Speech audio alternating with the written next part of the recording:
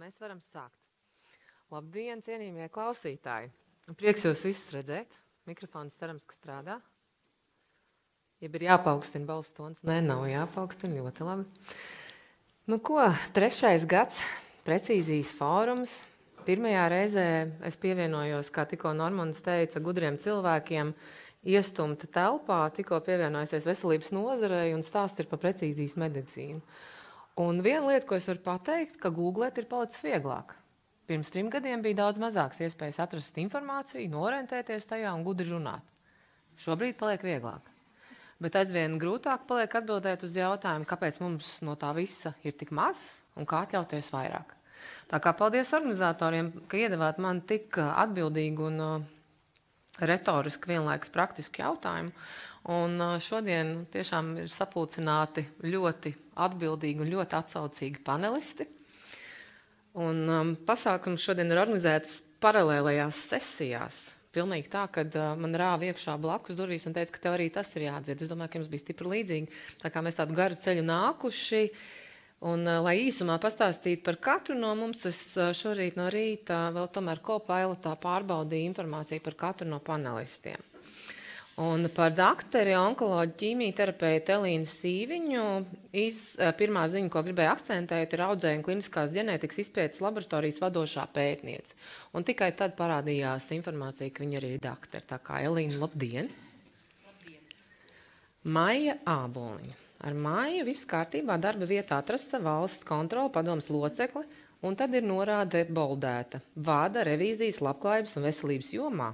Maija iesaistās publiskās pārvaldes uzlabošanā un efektivitātes veicināšanā. Tā ir, vai ne, Maija? Labdien! Nākamais man ir Emīls Juņakovs. Emīls ir medicīnas tehnoloģiju uzņēmuma Longgenesis izveidotājs, personificētās medicīnas eksperts ar uzsvaru uz datu nozīmi veselībā. Man liekas, ka ļoti precīzi pateikts, tu pats droši vien ievadīji šo frāzi, lai tādu sameklētu, vai ne? Tieši tā. Paldies. Jā, labdien visiem. Normands Staņēvičs, Rīgas Austrumu Kliniskās universitātes slimnīcas valdes priekšsēdētājs. Par viņu Copilot sākumā saka izteiktas vadības prasmes, līderība, stratēģiska domāšana un inovatīvs domātājs, ka bez visa tā, ka stratēģiski tā kā labdien, Normand, un ļoti ceru uz atbildi mūsu retoriskam jautājumam šodien. Liena Sīliņa, Novartis Baltikas valdes locekle, inovatīva, mērķtiecīga, vadītāja ar lielu empātiju, līdere, spēja komunikācijas prasmes izmantot ļoti dažādu un sarežģītu attiecību veidošanā. Labdien, Liena! Noderēs šīs visas prasmes. Osvalds Pugavičs. Pirmā lieta, kas parādās 3 zvaigžņu ordeņa kavalieris. Vienlaiks Latvijas Organiskās sintēzes institūta direktora vietnieks, un, ja mēs paskatāmies, tur amati ir bijuši dažādi, bet ja kādam ir zināšanas biomedicīnā par to, kā mēs esam maldījušies dažādos tuneļos, droši vien, ka tas ir jums, tā kā prieks redzēt, un ja kaut kas atkal nav Copilotā pareizi, tad kopējiem spēkiem mēs varēsim to izlabot. Labdien! Par Samantu es atļāvos izdomāt pati. Samanta Budrecka pārstāv ekonomikas ministriju. Un šobrīd viņai ir viens liels izaicinājums priekšā izveidot drošu vidi eksperimentiem. Šobrīd tas sākās ar normatīvo aktu, ar tiesībām, kā eksperimentēt, un eksperimentēt ar visādām lietām. Samanta Budrecka milzīgi atsaucīga kolēģe visos laika posmos, un arī viena no fóruma dalībniecēm jau 3 gadu periodā, un regulāri retoriskā jautātāja, kāpēc mēs nevaram vairāk, ejam uz priekšu tālāk. Tā kā Samanta, paldies, liels prieks arī redzēt tev šajā panelī. Tā kā jūs redzat, ka panelisti ļoti dažādi, pārstāv katrs ļoti dažādas sfēras un tēmas, bet tā kā šis ir medicīnas fórums, es gribēju pirmo jautājumu uzdot Elīnai. Elīna, kur mēs esam? Ja skatāmies uz visām pārējām valstīm, un kas tieši jums kā doktorei traucē visvairāk kā ārstam, ka mēs šobrīd neesam pavirzījušies tālāk biomedicīnas kontekstā? Uzreiz ir tāds stratēģisks jautājums, uz kuru ir grūti atbildēt. Es kā ārsts varbūt sākšu nedaudz no savas puses. Tad es esmu onkologs ķīmijterapeits, kas saskarās ar pacientiem, kurš ārstē pacientus ikdienā. Es viņus redzu katru dienu, nozīmē viņiem ārstēšanu atbilstoši vadlīnijām, protams, un arī atbilstoši viņu katra šim vēža unikālajām parametriem vai īpašībām. Ja? Tātad dažādiem biomarķieriem, dažādiem molekulāriem faktoriem. Un ikdienā vairāk es strādāju ar medikamentiem, bet tomēr es vairs nevaru strādāt bez šiem bioloģiskajiem izmeklējumiem, molekulāriem testiem. Un es redzu daudzas lietas, kas ir labas, ka mēs aizvien vairāk testējam šos pacientus, un mums ir aizvien vairāk informācijas, mēs varam optimālāk piemeklēt terapiju, bet es arī redzu to, ka mums vēl ir tāls ceļš ejams. Mums ir jāiesaistās vairāk gan izpētē, gan arī jāļauj pacientiem vairāk dot šo iespēju testēt viņus un dot ārstiem iespēju arī pēc tam vairāk un optimālāk ārstēt. Tas ir tas mans šī brīža pirmā doma, kas man nāk prātā atbildot uz šo jautājumu. Un kāda ir sajūta būt šodien šeit precīzijas medicīnas fórumā un dzirdot visu informāciju arī, kas vakardien bija apkārt un skatoties uz citu valstu, skatījums uz citām valstīm? Kas ir tas, kas liekas, ko šobrīd Latvija varētu pārņemt un virzīties tālāk? Jāsaka tā, ka vakar ir bijis ļoti interesanta sesija par precīzijas medicīnu onkoloģijā, kur uzstājās daktare no Norvēģijas, un viņai bija lielisks piemērs, kā viņi ir sākuši pirms 8 gadiem šo klīnisko izpēti, kas ir nevis farmācijas industrijas iniciētā, bet tieši pētnieku iniciētā izpēte. Tas ir tāls ceļš, viņai bija vairāki padomi, ko mums darīt, kā mums labāk iesākt. Un viens no šiem pirmajiem soļiem, ko viņi ieteica, bija tieši tas, ka mums vajadzētu uzlabot molekulāro diagnostiku un tai veltīt gan idejas, gan laiku, gan arī naudu, kas būtu iezīmēta tieši priekš šīs diagnostikas, jo tikai tad, kad mēs esam identificējuši dažādus faktorus, mēs tālāk jau varam pētīt šos pacientus un arī piedāvāt viņiem jaunus, gan klīniskos pētījumus, gan jaunu terapiju. Paldies. Samanta, man būs jautājums tev. Tad, kad pirmo reizi pirms 3 gadiem ekonomikas ministrija teica biomedicīna, jauna perspektīva lieta, ņemam, darbojamies, aktivizējamies. Kāds ir ekonomikas ministrijas skatījums uz šo jautājumu? Jā, paldies. Man liekas, ka pirmo reizi mēs sākām runāt par to jau 2013. gadā. Patiesībā Eiropas komisija uzstādījums Eiropas komisijai bija, ka katrai valstī ir jānosaka savas specializācijas, attiecīgi, lai saņemtu šo Eiropas fondu finansējumu. Un tas bija pats pirmsākums. Un tieši tad arī tapa šī ideja par biomedicīnu, medicīnas tehnoloģijām, farmāciju, un tā viņa tika definēta. Un vienkārši saprotot, tur ir arī vēl 4 citas jomas, bet saprotot tieši arī šīs stiprās puses medicīnā vispār kopumā, tad šis tika izvēlēts kā viens no mūsu prioritāriem virzieniem, un tas ir arī joprojām. Tas ir turpinājies arī jauno plānošanas periodā, kas ir 21. 27. gads, un mēs joprojām uzskatām, ka tā ir viena no prioritātēm, un šķiet arī īpaši pēdējo 3 gadu laikā mēs esam tiešām diezgan daudz izdarījuši tieši šajā jomā. Un jums ir prioritāte tagad iet vieglāk? Šo jautājumu aktualizēt ir vieglāk, un ja nē, kas traucē? Man noteikti ir vieglāk strādājot tieši ar šo tēmu. Ir daudz vieglāk, jo mēs esam, man liekas, diezgan veiksmīgi tomēr pratuši apsēdināt pie galda šos lielākos spēlētājus, svarīgākos cilvēkus. Un man šķiet, no visām 5 jomām tad biomedicīna varētu būt top 3 noteikti tīri no tādas, varbūt, sadarbības viedokļa. Un, jā, es teiktu, ka paliek aizvien vieglāk un labāk, un mēs jau viens otru sākam aizvien labāk iepazīt un pazīt, un sadarbība arī. Mēs zinām, ko kurš dara, mēs viens otru pazīstam, un tas ir daudz vieglāk. Jā, un man liekas, arī tā precīzijas medicīna tieši arī ir diezgan loģisks turpinājums tam šim biomedicīnas stāstam. Vienkārši tam bija jānotiek, un man liekas, ir īstais laiks, ka mēs par to sākam runāt jau vēl padziļinātāk. Paldies! Emīla, tu vienmēr esi tas, kas datus pārtulko cilvēkam saprotamā valodā un kaut kādu mistisku, tehnoloģisku risinājumu spēj pateikt, ka šis ir tas, ko vajag, bet bez šī varam iztikt. Kad tu skaties uz savu un savu uzņēmumu ieguldījumu biomedicīnā, ko tu teikt? Kā politiķiem un naudas dalītājiem varbūt pateikt, ka šī ir sfēra un joma, kur vajag ieguldīt, jo? Jā, filozofisks jautājums pašu sākumu, vai ne? Visiem.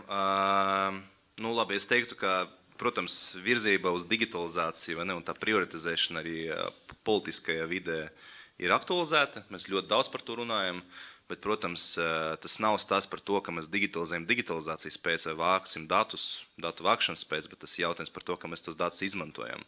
Interpretējam, izmantojam gan valsts politikas veidošanā, gan lēmumu pieņemšana kliniskajā vidē, arī akademiskajā vidē un citos. Un tur man šķiet, ka mēs bišķīt pieklibojam ik pa laikam. Mums ir dažādas iniciatīvas, par ko mēs runājam, ka mums vajadzētu, attīstīt telemedicīnu, attīstīt pacientu ziņoto mērījumu vākšanu, attīstīt reģistrus un tā, bet mēs nevienmēr runājam tās iniciatīvas par to, kas būs tā pievienotā vērtība, kā mēs tos datus interpretēsim kaut kādā aktivitātē. Un tas, manuprāt, bieži vien ir apstādina bišķi gan klinicistus, jo, kad tu pasaki kliniskiem specialistam, mēs tagad vadīsim datus vēlreiz šeit, ja, un viņi nesaprot, kādēļ, kas ir tā pievienotā vērtība gan viņiem, gan pacientam, tad, protams, ka tu atduries pret to, ka cilvēki vaicā, kādēļ mēs to darām.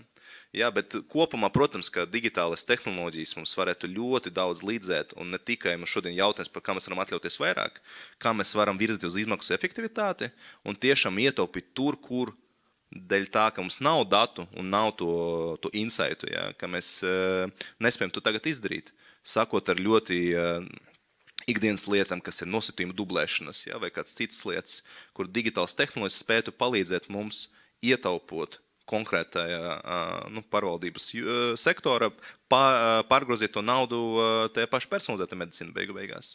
Bet tas viss vienmēr ir stāsts par to, ka soli pa soli mums ir jāiet un jāsaprot, kādēļ mēs to darām, kas ir tā ekstrapolācija no tiem savāktiem datiem. Ja? Un, protams, neskatīs uz digitalizāciju kā uz lielu ziloni. Tas nav binārais stāsts, es turpinu to teikt vairāk kārt un vairāk kārt. Jā, mums ir fundamentālas lietas, kas ir jāizdara gan veselības aprūpas iestāžu līmenī, gan arī pār iestāžu līmenī, jā, bet tas viss ir iteratīvs pasākums.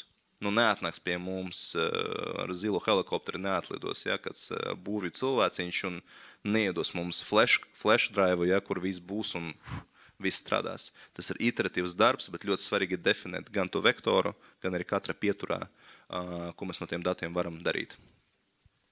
Paldies, tagad mēs nonākam līdz Normundam, jo Normundam ikdiena, slimnīca, milzu vajadzības, milzu izvēles. Mēs pagājušajā gadā runājam par datiem, kā tādiem, kā tos sakārtot, un tagad tev atnāk Emīls un piedāvā jaunu risinājumu, un tas tev palīdzēs precīzāk ārstēt, un tā ir katra vēlme pacientiem atrast piemērotāko. Kas ir tavs skatījums? Ko tu dienas sākumā vai beigās, redzot savu bilanci, var pateikt par biomedicīnu un cik tuvu mēs virzamies uz precīzijas medicīnu, individualizētu pieeju ar pacientu centrā? Jā, pirmkārt jau jāsaka, ka man ir liels gods šeit būt, jo patiesībā runāt par precīzijas medicīnu no slimnīcas, kurā arhīvs tiek mērēts kilometros plauktos, ir diezgan ambiciozi. Bet man runājot par datu ievadi un apstrādi liekas ļoti interesants stāsts no Igaunijas, kad viņi veidoja, es vienkārši tur 4 gadus dzīvoju, tāpēc man tā Igaunija tad tuvu ir. Un viņi teica, ka tad, kad viņi veidoja to savu Igauniju, viņiem bija viens princips valstī, kad ja cilvēks ir ievadījis savu informāciju vienreiz, valstī nav tiesības viņam prasīt to pašu informāciju ievadīt otrais. Un es domāju, ka tas ir viens no tiem mērķiem, kas būtu brīnišķīgs, ja mēs varētu ieviest gan katras slimnīcas, gan arī mūsu veselības aprūpas un pēc tam jau arī valsts līmenī.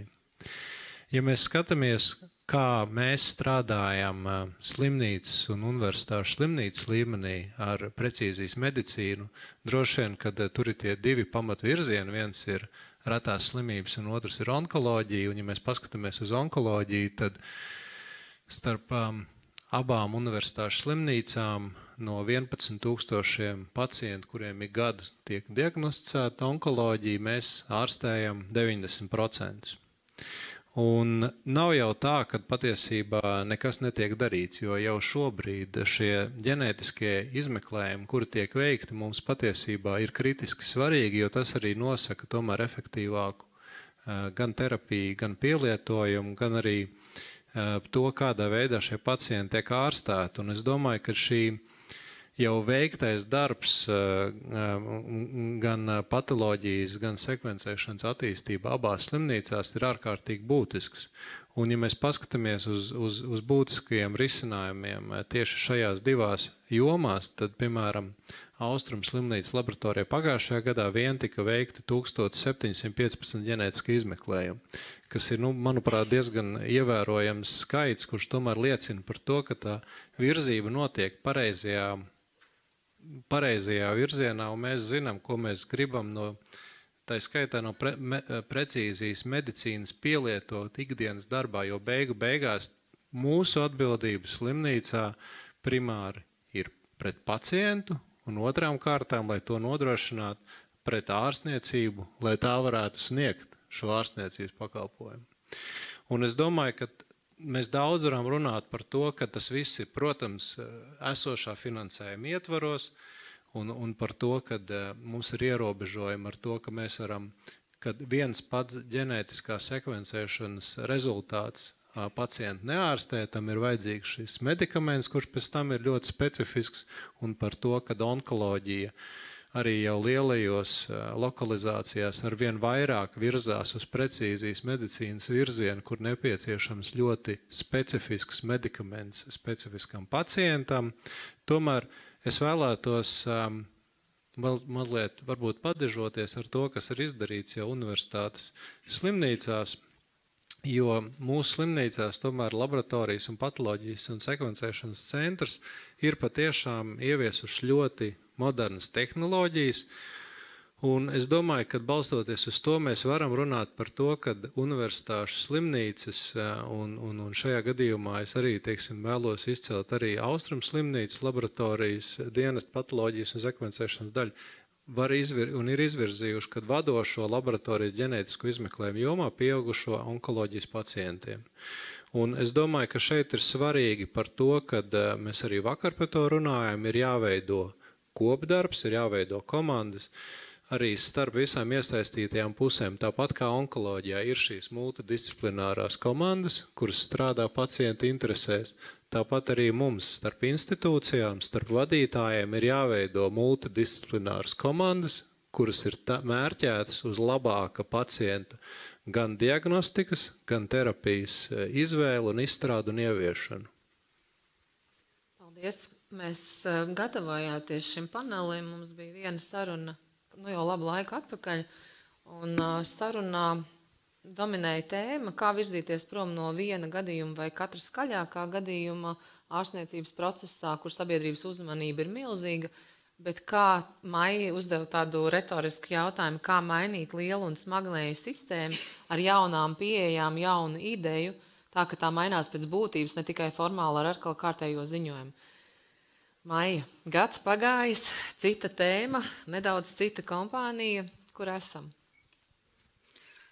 Man liekas, ka tādas lielas būtiskas izmaiņas kopš revīzijas publiskošanas nav notikušas uz šo brīdi, bet piedaloties šajā konferencē ne pirmo gadu un runājot, klausoties par to, kur virzās medicīna šobrīd Latvijā un pasaulē, es sev pieķeru pie domas par to, kā ir jāmaina Latvijā pārvaldība, tā skaitā arī visi apmaksas nosacījumi, publiskajā pārvaldē veselības sektorā, lai mēs tam ietu līdzi, jo veselības aprūpē līdzekļi vienmēr būs ierobežoti kaut kādā mērā, bet no pieaugot valsts labklājībai tā rocība palielinās. Bet mēs ar savu, piemēram, kompensējumu zāļu sarakstu, par ko man ir tiesības izteikties, jo mēs esam to jautājumu revidējuši, esam ļoti, ļoti ierobežoti. Un tas kompensējumu zāļu saraksts onkoloģijas jomā konkrēti mums ir ļoti tukšs. Un pēc revīzijas mēs sagaidām, ka ne ātrāk, visticamāk, kā 2029. gadā, tas saraksts ir jāpapildina 10 reizes vismaz. Tik ļoti būtiski jāmainās ar tiem papildinājumiem, kas ir ļoti ambiciozi, bet no veselības aprūpes sistēmas viedokļa mēs aizvien redzam cilvēku diagnozes līmenī. Bet mediķi jau šobrīd runā ļoti personalizētā līmenī. un veselības aprūpes sistēma nav gatava tam. Bet kāpēc es minēju par 29. gadu? Tādēļ, ka 29. gadā medicīna būs aizgājusi jau kosmosā, un pat, ja mēs viņu uzlabosim 10 reizes, mēs vienalga vairs nespēsim noķert to, kas jau notiek Latvijā un pasaulē tajā brīdī medicīnas jomā. Tāpēc, beidzot reformas un domājot par šo būtisko jautājumu uzlabošanu, ir jāsāk domāt atbilstoši tam, ko piedāvā medicīnas sistēma. Vēl viens, un tas ir liels pienākums veselības resoram, arī izaicinājums, jo ierobežot resursu apstākļos ir grūtāk nodrošināt vienlīdzīgu attieksmi no tiesiskā viedokļa pret visiem pacientiem. Un mums Latvijā ar to ir milzīgi lielas problēmas, jo to līdzekļu ir vairāk, jo de facto zāles ir vairāk, metodas ārstniecības un diagnostikas rīki ir vairāk pieejami, un tajā brīdī vienkārši šī nevienlīdzība mazinās pati no sevis. Bet, ja naudas ir tik, cik ir, tad tie nosacījumi kļūst ļoti sarežģīti, un tās prioritātes noteikti kļūst ļoti sarežģīti. Vēl viens aspekts ir par diagnostiku. To arī mēs vērtējām vēža skrīningus, un tur, tā kā Normunds teica, ja viņam slimnīcā digitalizācijas jomā aizvien ir kilometros mērāmi plaukti ar pacientu lietām papīra formā, tad mūsu skrīningi arī ir tādā pašā līmenī, jo tur mums ir ierakstīts pasta vēstules, un atsaucība un līdzestība ir ļoti zema. Tā būtu otra lieta, un trešā lieta, par ko es teiktu, ir jādomā un jāsāk mērīt pacienta vērtību tādā ekonomikas izpratnē, jo mēs redzam tikai izdevums īstermiņā uz šo pacientu, cik mums izmaksās ārstēšana un ka tas ir ļoti dārgi, bet par to, cik mums maksā izglābta cilvēka dzīvību, kā tie izdevumi multiplicējās uz viņu ģimenes locekļiem, uz mūsu sociālo sistēmu. Par to mēs šobrīd nekad nerunājam. Mums tādā īstermiņa redzējumā. Un tad tas pats jautājums, piemēram, kad par zālēm, par PVN, kad arī nesen bija raidījums, kur tika citēta Finanšu ministrijas atbilde, ka PVN samazināšana zālēm nav iespējama tādēļ, ka to nevar atļauties mūsu budžeta maciņš. Un man tā doma bija, vai tiešām tam apakšā ir aprēķini un cik dziļi ir šie aprēķini, lai mēs to tā varētu apgalvot. Jo sanāk, tā situācija vispār absurda. Tas bija gadījums par nekompensētajiem medikamentiem, kurā sabiedrība maksā nodokļus, lai saņemtu veselības aprūpi. Cilvēkam šajā brīdī valsts atsaka, viņam atsaka individuālais kompensācijas mehānisms, un tad sabiedrība saziedo līdzekļus un saka, nē, mūsu morālās vērtības un iespējas pasaka, ka mēs varam šim pacientam palīdzēt.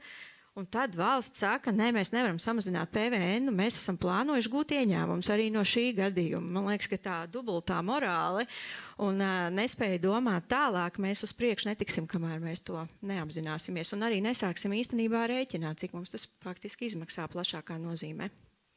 Es redzēju pāris cilvēku sirdis, kuras tika sasildītas šajā diskusijā. Es nezinu, Normand, vai tu jau gribi tūlīt kaut kādu repliku, bet es noteikti zinu, ka Liena grib kaut ko teikt. Un Liene par šo runāja arī pirms nedēļas tieši piekdienā, vai ne? Jā. Kad ir kaut kas izdarīts no pagājušā gada, mēs skatāmies, tas lēciens varbūt Latvijas mērogā ir diezgan dramatiski milzīgs un labs, bet kopumā pavisam neliels solīts. Liene, es zinu, ka šī ir tava tēma un milzīgs ieguldījums arī vispār uzturēt tēmu dzīvu par finansējumu, kas nav bijis viegli. Kā tu skaties, kur mēs šobrīd esam? Jā, protams, kad mēs nevaram noliegt, ka uzlabojumi ir un soļus mēs esam spēruši uz priekšu. Un, ja man tā skatoties un mēģinot atcerēties, kad tomēr lūza kaut kas sistēmā, es saskaitīju, ka tie ir kādi 5 gadi atpakaļ, kad principā mēs varam droši apgalvot, ka pēc tāda ārprātīga izmisuma un klusuma perioda 5 gadus atpakaļ sāk uzlaboties situācija medikamentu pieejamības ziņā. Un ja māja būtu analizējuši šo situāciju vēl pirms 5, 6 gadiem, tā būtu absolūti vēl dramatiskāka, jo katru gadu tiek iekļauti jauni kompensējumās zāles sistēmā.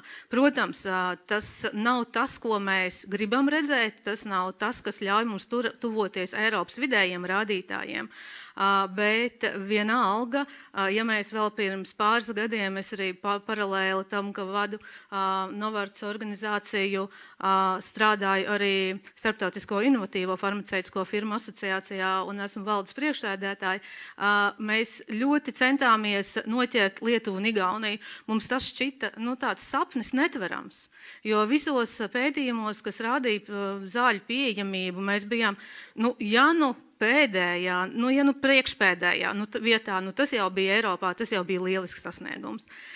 Un tad mēs skatījāmies uz Lietuvu un Igauniju kā uz tādu sapņu zemēm. Šobrīd pēdējie veidi indikātori, kas ir publicēti, rāda, ka, ja mēs analizējam pēdējos 4 gados Eiropā reģistrētos medikamentus šajā laika posmā, mēs esam priekšā Lietuvai un mēs esam vienādā līmenī ar Igauniju. Tātad kaut ko mēs ar intensīvu darbu esam spējuši kaut kur nonākt un esam vismaz šo vienu soli paspēruši uz priekšu, un tas ir ļoti labi, ar to mums ir jālepojās. Protams, ja mēs salīdzinām ar Eiropas vidējo, mēs atpaliekam dramatiski, un kā jau Māja teica, katru gadu arī šajās valstīs situācija uzlabojās, un pat tad, ja mēs investējam ļoti mērtiecīgi gadu no gada, vienalga tā starpība, tā trepe paliek, viņa nekur nepazūd. Bet tas dzinulis un mērķis mums ir nepadoties, un mērķis mums ir sasniegt Eiropas vidējo līmeni, un šobrīd no 167 reģistrētiem medikamentiem šajā minētajā laika periodā mums ir pieejami 31. Tas, ko mēs skatāmies, tie ir mazāk par 20%. Šobrīd mēs skatāmies, kā mēs varam pietuvoties Eiropas vidējiem, kas ir aptuveni 50%. Izaicinoši, bet domāju, ja mēs visu laiku saglabāsim šo absolūti skaidro apziņu, ka investīcija inovācijās ir ekonomikas dzinējspēks, un tā tas ir. Es domāju, nevienam tas nav jāpierāda, šis ir pilnīgi skaidrs. Un medikamenti ir viena no inovācijām, kas var izdarīt veselības sistēmā vislielākās izmaiņas. Tad tas ir pilnīgi skaidrs, ja šis fokus tiks uzglabāts, un ja tas fokus tiks tālāk arī vienmēr turēts dzīves budžeta dalīšanas procesā, tad tā situācija uzlabosies pacientiem. Un tas jau stāsts ir par pacientiem. Tas ir stāsts, kā viņi var saņemt līdzvērtīgu terapiju, kā saņem citās Eiropas valstīs. Un tas, protams, no pacienta perspektīvas ir dramatiski, ka tas tā nav, bet es domāju, tas ir mūsu visu uzdevums tieši pie tā arī strādāt. Jo tas nav tikai stāsts par ekonomiku. Kā jau es teicu, tur apakšā ir dzīvības, apakšā ir cilvēki, apakšā ir traģēdijas, un tas ir mūsu visu kā sabiedrības uzdevums šo situāciju labot. Jā, tas ir no medikamentu viedokļa. Es vēl arī gribētu paturpināt šo progresu, kas ir saistīts ar tieši izmeklējumu veikšanu, ar molekulāru ģenētiskiem izmeklējumiem, jo pavisam vēl nesen, tā taču Elīna atcerās ļoti labi, ir medikaments, nav izmeklējumu, un tas ir pilnīgi skaidrs, ka šis ir vesels kopums, vienots kopums, jo jau vairs sen farmācijas industrija nav stāsts par vienu tableti, vienu kapsulu vai vienu injekciju. Tas nes sev apkārt veselu sistēmu, kas ir jāsagatavo, un šajā gadījumā, pieņemsim, mērterapijā, onkoloģijā, ir pilnīgi skaidrs, ja ir medikaments, tad ir izmeklējums un nav citu variantu. Un tas, kas, protams, šobrīd ir izdarīts, NVD ir mainījuši šo savu domāšanas veidu, un es ar to ļoti lepojos arī viņu vietā, jo tas ir ne tikai atrisinājis problēmu pacientiem, kuri šobrīd var saņemt pēc iespējas ātrāk visefektīvāko tieši viņiem domāto terapiju, bet tas, kas mani priecē, kad NVD ir spējis sarunāties starp departamentiem. Kad šīs līnijas, budžeta līnijas ir sapludinātas, ka tas vairs nav tikai mana budžeta līnija, tava budžeta līnija, bet tas ir milzīgs progress, manuprāt, kad institūcijā spēja sarunāties starp departamentiem un atrast risinājumus, kaut gan vienam vai otram tas varētu izmaksāt dārgāk, un viņi skatoties uz to teikt, priekš kā mums tas ir vajadzīgs, mums varbūt citas prioritātes ir, bet tas, man liekas, ir ļoti, ļoti apsveicami. Tā kā es gribētu teikt, ka šīs ir tās divas progresa lietas, ko es šobrīd varu teikt un atzīmēt. Paldies par komplimentu. To noteikti nodošu NVD kolēģiem, kas pie budžeta situācijas šobrīd kalkulēt tieši tā, kurš departaments kuram un kā neskatīties uz šo budžeta aili vai kodu, bet skatīties reāli apakšā uz cilvēku un diagnostiku. Man ir jautājums šobrīd Pugoviča kungam. Jūs dzirdējāt visus panelistus, un tad mums ir vēl tādi divi sailos, ja tā var teikt, tāds divas reizēm nodalīts lietas, praksa un zinātne. Ja mēs skatāmies uz biomedicīnu, kā mēs varētu tos zinātnes labumus ātrāk atvest līdz praksē, līdz konkrētam pacientam, līdz ārstniecībai? Jā, Latvijā ir ļoti laba zinātne par šajā jomā, un tā zinātne nav tikai vienā organizācijā, tā zinātne ir gan Organiskās sintēzes institūtā, gan biomedicīnas pētījumu un studiju centrā, gan Stradiņu universitātē, gan Latvijas universitātē. Un vēl vairāk šī zinātne ir diezgan atvērta, es gribētu teikt, varbūt tas ir tāds drusku arogants teiciens, bet es tomēr uz to uzstāju. Mēs esam diezgan atvērti uz sadarbību ar praktiķiem, ar ražojošo sektoru, un te sākās tāda neliela problēmiņa. Tas ražojošais sektors pamatā ir ārpus Latvijas. Un mūsu farmācijas industrija ir kaut kur palikusi drusku sānis. Bet, redzēsim, kā tas attīstīsies. Varbūt zināmā mērā tur ir jāsaka paldies arī ekonomikas ministrijai par to, ka tika izveidotas tās viedās specializācijas darba grupas. Un šobrīd Latvijas zāļu ražotāji ir sākuši vairāk skatīties virzienā tieši uz biomedicīnu, vai pareizāk sakot, uz biofarmaceitiskajiem preparātiem, biolīdziniekiem. Un tur ir ieceres, par kurām es tagad vairāk negribētu detalizētāk komentēt. Es ceru, ka jaunajā biomedicīnas jomas stratēģijā šīs ieceres būs iekļautas jau, noformulētas. Bet tur ir ieceres, kas ir virzītas uz sadarbību ar Latvijas zinātni visplašākajā jomā, sākot no pētījumiem, beidzot ar kopīgu speciālistu gatavošanu. Un ja šis īstenosies, tad varbūt mēs tiešām varēsim nonākt pie tā, kā atļauties vairāk, ja? Jo mēs varēsim kopā ar šīm starptautiskajām kompānijām, paldies, ka jūs te esat, un paldies, ka jūs esat ar mūsu pacientiem, mēs varēsim kopā ar šīm starptautiskajām organizācijām dot vairāk šo produktu, dot labāk viņu vieglāk pieejams. Otra puse, kas ir tieši saistīta ar šo dažu dienu notikumiem, jā, Latvija ir kļuvusi par pilntiesīgu translācijas medicīnas konsorcija ATRIS biedru.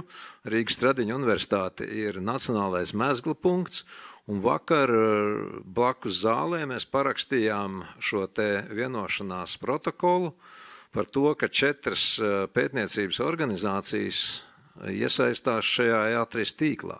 ATRIS, tātad translācijas medicīna, tātad tieši šis ceļš no zinātnes pie pacienta, un zinātnes pusē tas paver ļoti lielas iespējas. Protams, tas būs atkarīgs no tā, cik mēs paši būsim aktīvi. Tā kā, ja pēc gada notiktu atkal viens PMNet fórums, un tur būtu līdzīgs diskusiju panelis, es domāju, ka būs jaunas lietas, ko pastāstīt. Paldies. Emīlam ir kaut kas piebilstams. Jā, tas nav tikai Pugoviča kungam, es vairāk par to kopīgu skatu. Man liekas, ka mēs bieži vien esam uz procesu, nevis uz rezultātu orientēti. Kad mēs runājam gan par zinātni, gan par pārējām lietām, mēs sākam, mēs tur ieguldīsimies, tas būs tas process un iesim tālāk un tālāk. Bet reāli situācija ir tāda, ka jau Māja pateica, un man liekas, Liena pateica, medicīna attīstās, mums vajadzēs vēl un vēl vairāk naudas. Un tas nav tas stāsts par to, ka mums ir trūkstošos miljonus, mēs atradīsim, izelposim nākamajā, tur pēc 5 gadiem PMNet forumu pateikt, tagad visiem viss ir. Tā nekad nebūs. Un tad mums tagad racionāli jāstas uz to, kur mēs varam to naudu dabūt, vai ne? Un, manuprāt, tas jautājums arī, par ko Māja jau pieminēja, ir, kā mēs varam gan skatīties uz ekonomisko efektivitāti, gan arī, kur mēs varam tiešām ietaupīt un racionāli skatīties. Viens no stāstiem ir skrīnings. Es droši vien būšu šajā diskusijā tāds, nišas pārstāvis, jā, bet, manuprāt, tur tiešām ir, ko mēs varam tiešām uzlabot. Ja es paskatījos žurnāla, ir rakstu, ja, par Gabrielu un viņa ģimeni. Un kā reiz tur, man liekas, arī bija minēts ziņojums no valsts kontrolas par to, ka Nu, mēs, labi, viens ir tie drukātas vēstules, bet otrais tas, ka mēs daļu no skrīninga programmu novirzam uz to, ka pacientam pašam jāuzrunā ģimenesārsts. Vai jāizdod tas dialogs. Ja? Un tas nav pārmetums ģimenesārstiem, ņemot vērā, cik daudz viņiem ir darba un cik daudz ir pacienti. Mēs redzam to, ka tikai 15% no ģimenesārstu praksēm vispār izsniedza, piemēram, zārnu vēža testu pārbaudi. Ja, un, nu, labi, mēs ieguldāmies atkal skrīninga kampaņa, atkal nofočējam tur cilvēku, kurš tur elkonu uz telefona, nezauda dzīvību vai pārbaudīties, ja, bet tas atkal ir stāsts par to, ka mēs ieguldāmies procesā. Tur nav konkrēts KPI. Un te atkal gan tehnoloģija, gan cilvēku resursi var palīdzēt. Un tur, manuprāt, tā izmaksu efektivitāte ir tik vienkārši kalkulējama, kur mēs varam tiešām ietaupīt, pārvirzīt to naudu medikamentu pieejamību, kā piemērs, vai diagnostikas pieejamībā. Un tiešām gribētos, lai mēs varbūt skatāmies uz tādam nišam tā racionālāk, jo, Paldies. Lien, ja mēs runājam par skrīningu, mēs ievilksim bišķī telpu, jo par skrīningu bišķī pēc pauzes. Īstenībā Emīls izjauca zibakciju. Jo organizatori atļauj būt dinamiskiem un teica, ka zāle nedrīkst iemigt. Es neredzu jūs pārāk labi, kurš ir iemidzis, kurš nē. Un līdz ar to zibakcijas jautājums, panelists var atbildēt vai neatbildēt, vai vērot publiku, labāk vērot publiku. Zibakcijas jautājums, kas Latvijā ir attīstījis biomedicīnu pēdējos gados ātrāk?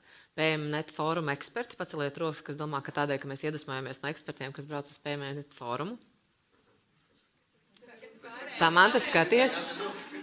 Var atbildēt arī ar roku uz vairākiem jautājumiem. Otrais jautājums - Covids izaicināja. Trešais jautājums ir pieejamais finansējums no dažādiem fondiem, liek domāt šajā virzienā. Pieejamais. Ne, pieejamais.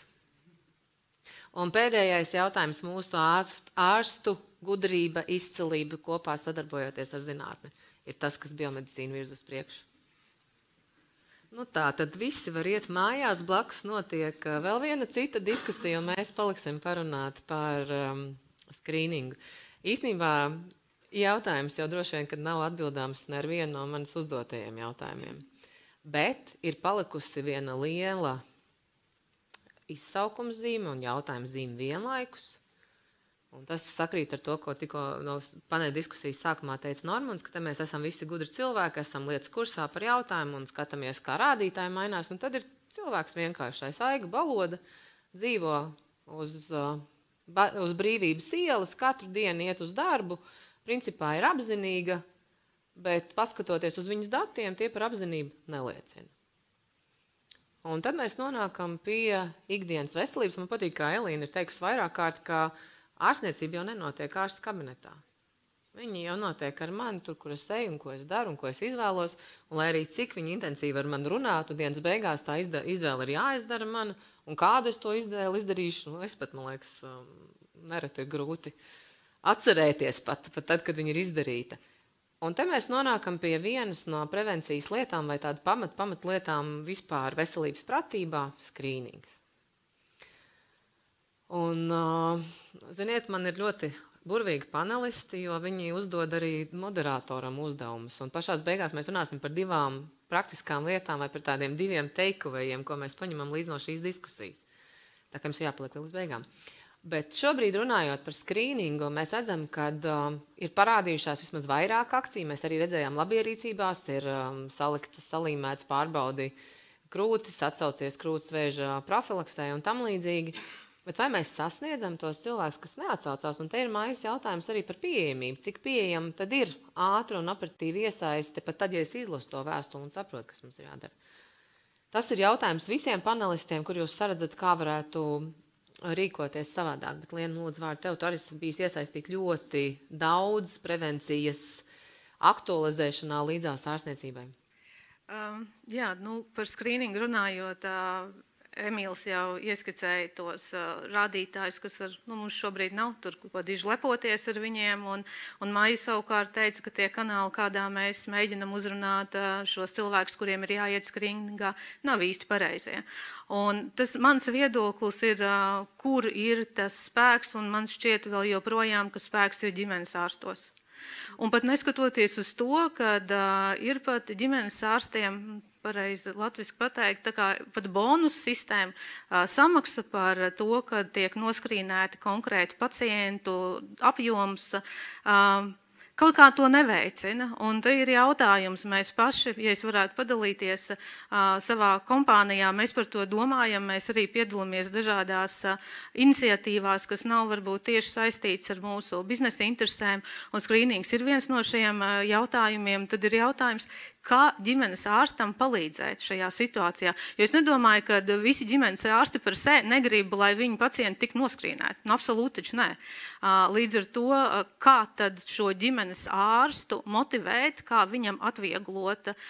Šobrīd arī tiek izstrādāti dažādi jaunu uzņēmumu risinājumi, kurus arī mēs atbalstīsim, kā palīdzēt tieši ģimenes ārstam uzzināt, kuri tad ir šie pacienti, kuriem vajadzētu uzzvanīt. Jo, kā mēs zinām, man liekas, ka vistiešākais kontakts ar pacientu, vistiešākā uzrunāšana, pat ne ar pacientu, ar iedzīvotāju šajā gadījumā, nes visefektīvāko rezultātu. Un ja šis cilvēks uzticās savam ģimenes ārstam vai māsiņai, vai pirmajai, vai otrajai, vai trešajai, kā nu kurā praksē ir, tad es domāju, ka šis varētu uzlabot šos rādītājus. Nenoliedzami visām publiskām aktivitātēm ir jābūt, un sabiedrības izglītošanai ir milzīga nozīme. Arī tur mēs sniedzam savu artavu, nu pat Rozā Vilciens pacientu organizācija ir uzsākusi, arī ar ražotāju atbalstu ir uzsākusi akciju mamogrāfs dažādās pilsētās pa brīvu mamogrāfijas izmeklējumus pacientiem no 40 gadu vecuma. Tā kā arī šīs aktivitātes, protams, tās dod tādu ieguvumu ilgtermiņā, jo agrāk, jo vairāk mēs izglītojam mūsu iedzīvotājus, jo labāk rezultāti. Protams, viennozīmīgi, bet vienalga palieku pie tā, ka ģimenes ārsts ir tas, kurš var visefektīvāk šo rādītāju uzlabot. Paldies. Pārējiem pamestiem. Maija. Es par ģimenes ārstiem un to, kādas jomas mēs liekam uz ģimenes ārstiem. Un ģimenes ārsts ir tāda universāla persona, viņam vēl tādi koordinējošie pienākumi ir ierakstīti arī likumā.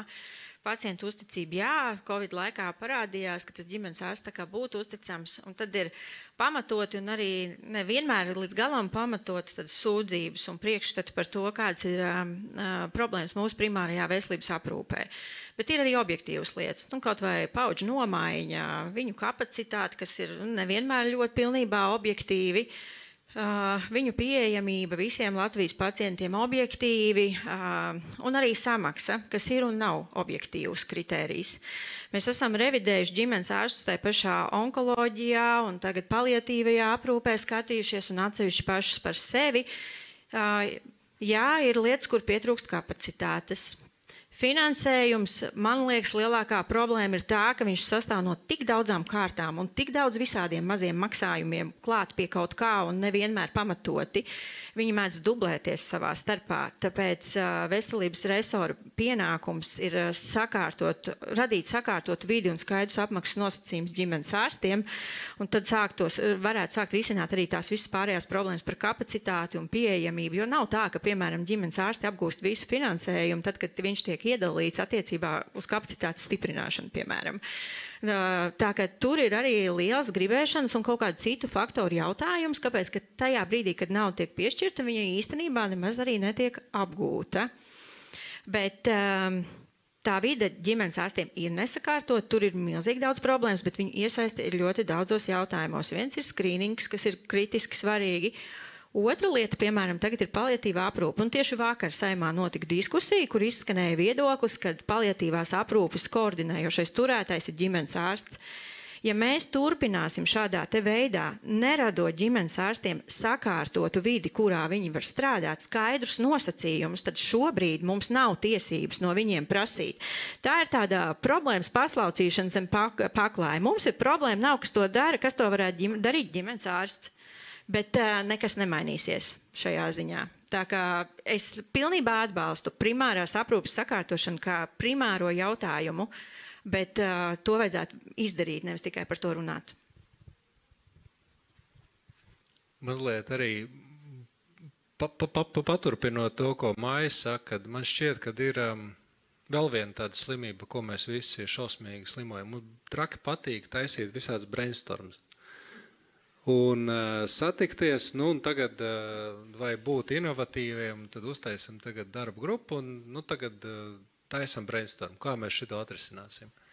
Bet runājot par to pašu skrīningu un onkoloģijas plānu, mēs esam aizmirsuši resursu, ko ārstniecība ir ieguldījusi, milzīgu resursu, un starptautiskie eksperti ir pie mums nostrādājuši, man liekas, 2 gadus, ja es nemaldos, un uzrakstījuši milzīgu auditu atskaitu par to. Un es viņu esmu izlasījis, un tur ir diezgan skaidri uzrakstīts, kas Latvijai būtu jādara skrīningam. Un tas mans ieteikums diezgan bieži ir, pirms mēs taisam brainstormu, varbūt izlasam tos dokumentus, kas ir, ko Māja ir gatavojusi, ko ir gatavojuši mūsu starptautiskie eksperti, un nevajag taisīt brainstormu. Tur ir diezgan skaidri uzrakstīts darbības plāns, kas kuram ir jādara. Un tas nav traki dārgi, tas ir vienkārši jāsāk darīt. Un es domāju, ka tā ir vēl viena slimība, ar ko mēs izteikti slimojam veselības sistēmā, ir mums patīk runāt, bet mums baigi nepatīk darīt. Tā, Norman, tagad man vēl grūtāk to 41 minūti te būs nosēdēt, jo es joprojām strādāju veselības ministrijā un es daru tieši to, ko tu saki, un vēl atļaujos starptautiskos ekspertus šajā domnīcās un visādos citādos formātos iesaistīt, tā kā mums būs saruna pēc šī raidījuma. Un mums jāsāk ir patentēt, jo izskatās, ka mums visiem sāk patikt. Man pirms, Emīl, tu pieslēdzies, man ir viens jautājums, un tas ir Elīnai šoreiz. Mēs runājam par skrīningu, bet mēs runājam valsts apmaksātie, standartizētie skrīningi atkal visām mērķa grupām vienādi. Sievieti 45, 50, 65 un ap 70 neret apstājamies. Elīna, jūs ikdienā redzat cita skrīninga vajadzību? Radiniekiem pirmās pakāpes, lai jau pēc būtības runāt par pirmsvēža stadiju. Un tad parasti Elīnai atbilde ir tāda, kamēr nav izietis parastais tradicionālais 50, 55, 70, neceriet, ka vēl domāsim par kaut kādu citu skrīningu. Un vēl ir ētiskā sadaļa visam šim jautājumam un datu aizsardzība, kad pacienti negrib zināt, negrib stāstīt citiem radiniekiem, kas ir par iemeslu, kādēļ viņš ir aizgājis vai no kā ārstējās. Kā mēs varam šo jautājumu aktualizēt? Un tas bišķīt saistās ar Normundu repliku, jo par to arī runāts šajā biezajā ziņojumā, ka nevar skatīties atkal vienāda temperatūra slimnīcā un tikai paļauties uz šo veco skrīningu, kas ir vajadzīgs ļoti, bet bez tā ir arī vēl cits formas. Elīna? Jā, jāsaka, ka šis vecais skrīnings vai šī vecā forma, tas ir šis populācijas skrīnings, tā ir obligātā daļa, kas būtu jānosedz. Un tālāk mēs varam runāt par to, ka mums vēl ir savādāka veida skrīningi. Tad, kad ārsts satiek pacientu, te jau izkristalizējās tas, ka ir zemāka riska pacients, ir tāds nosacīti augstāka riska pacients, ir pacients ar pierādītu mutāciju ģenētisku, kuru jāsāk izmeklēt no 20 iespējams gadu vecuma. Tas vairs nav populācijas skrīnings. Līdz ar to mums ir jāskatās uz to, ka populācijas skrīnings, jā, kā arī Normunds teica, ir šis ziņojums, ir rekomendācijas, tās vienkārši vajag izlasīt un izdarīt. Un mums būs tie rezultāti labāki, ja mēs kopā strādāsim. Tas ir par šo, principā, atbildības uzņemšanos katra individuālajā līmenī, bet par ārstu un pacientu, jā, mums ir noteikti jāidentificē arī augstāka riska grupa, vai tas būs arī tādā populācijas līmenī diez vai, tas būs jau vairāk ārsta un pacienta saruna un rekomendācijas ģimenes ārstam. Atkal mēs pieminam šo ģimenes ārsta institūciju, nododam viņiem tālāk šo atbildību, bet tomēr, jā, tas jau būs individuāls plāns kopā ar primārās aprūpes speciālistu. Paldies. Emīl. Jā, es nāku no tāda mazohismas perspektīvas no jaunu uzņēmumiem, vai ne, kur gan ar finansēm, gan tā tu nevari tikai uz procesu orientēties, vai ja tu nesasniegsi savu KPI, tad nākam mēnesi. Mēs visi iesim uz kādu no pasākumiem, mēs bulciņas nevis maksāt algas, vai ne? Līdz ar to, tas ir par to, ka es pievienojos arī Norman teiktam, ka ir jāsāk darīt, un kā to darīt, manuprāt, ļoti vienkārši. Mēs varam paņemt tiešām tos KPI, tos ciparus, un to izmaksu efektivitāti vēlreiz diezgan vienkārši var izkalkulēt, uzlikt viņu acu priekšu, un tā domāt jau par metodēm. Vai ne? Un tas metodas var būt vairākas. Un te, manuprāt, arī jāpiemina to, ka tā saucamā publiska privāta partnerība jau eksistē. Ir industrijas spēlētāji, kuri iegulda savu laiku, naudu, vēlmi un citas lietas. Viss kārtībā. Jā, taisa iniciatīvas. Manuprāt, vēl lielisks piemērs ir Rīgas Stradiņu universitāte, kas taisa pārmantotu krūts nolīmju vēža mutācijas noteikšanu, ja? Iesaistot plašāku sabiedrību, kur ir jau vairāk sievietes tiešām atklāts. Bet tas stāsts par to, kā mēs to varam pēc tam nonestam lielam mērķim. Ja? Jo mēs varam darīt, protams, daudz dažādas pilotus un iniciatīvas, super, to nopublicēt, uztaisīt sociālo kampaņu, vēl kaut ko, pārgriezt lentītes, bet šo visu, manuprāt, tad sautīgi valsts pārvalde ir jāizmanto. Valsts pārvaldes sautīgiem nolūkiem jāizmanto arī industrija, kura grib kaut ko darīt un spērt nākamo soli, lai to nonestu priekšā. Un runāt par to sasniegšanu, tas nav stāsts par vienu kanālu, vai tas ir tikai ģimenes ārsts, vai tikai cilvēks vai kā. Tas ir no vairākiem aspektiem, un atkal, ja mēs uzliekam to ciparu, cik mēs gribam saņemt. Skatāmies uz metodēm, pārskatām to pašu ģimenes ārsta motivācijas kanālu, jo, labi, tas ir tāds cherry pickings, es šodien pārunāju savu ģimenes ārstu, tas Tanta Bauskas piemērs aptuveni, bet viņi ir 3000 pacienti, es viņu vaicāju, labi, jūs izmantojat tos augļus, kas ir bonus sistēma, viņi saka, tur tas process, lai to pieteiktu, ir tik čakarīgs, ka man vienkāršāk ir vai vienkārši pateikt, ja es aizmirsu, sorry, vai ne, cilvēcisks faktors. Tā tam nav jābūt. Mēs nevaram, ja mēs uzņēmumi, piemēram, teiktu cilvēkam, mums ir KPI sistēma, mēs tev izmaksāsim bonusu, bet tev jāizdod 10 departamenti, jāprasa 20 līgumi, ja jāizbrauc uz Juglu un atpakaļ, un tu iztara vairāk laika un naudas, nekā saņem bonusu, obviously cilvēki nebūs motivēti. Un, manuprāt, mums jāieslēdz tas mindset par to, kā mēs tiešām to burkānu iedodam tik robustu un vienkārši, ka tev nav jāčakarēs, tev jādomā tieši par konkrētu lietu. Un pacienta iesaiste ir ļoti svarīga tajā dialogā. Tas nav tikai par ārstu, vai arī tikai par pacientu, ko mēs tagad daram kampaņā, pajautāt ģimenes ārstam. Es arī pusi neatceros, ko man vajadzēja pajautāt, jo tā ir 20 minūšu vizītē. Te jāstrādā no vairākiem aspektiem. Un, protams, prieks, ka kolēģi izvietoja labierīcības kampaņu, tā kā cilvēki jau saka pamanīt.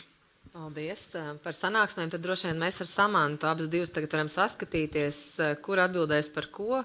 Ekonomika nodalīta ekonomikas ministrijā, veselība veselības ministrijā, un tad ir tas Pasaules veselības organizācijas sauklis, kā veselība visās nozarēs.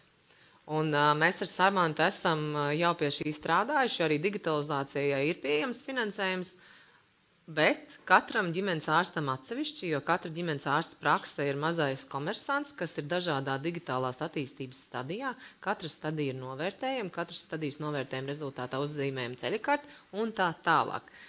Samanta, kad mēs būsim gatavi šai diskusijai, un līdzīgi ir ar kiberdrošību, tieši tas pats, nevis asociācija var pieteikties ģimenes ārstiem kopumā servēt risinājumu, bet ir jāiet katram individuālam komersantam.